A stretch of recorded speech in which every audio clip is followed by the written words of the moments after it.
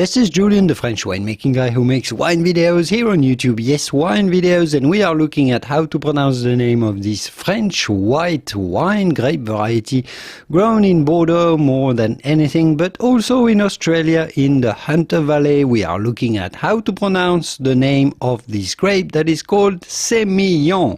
So there's going to be two different ways to pronounce Semillon, the English American sounding way of saying it, Semillon, Semillon, Semillon, Semillon, and the typical French pronunciation that they use in Bordeaux, in the southwestern part of France, that is going to be Sémillon, Sémillon, Sémillon, Sémillon, the typical French pronunciation, Sémillon.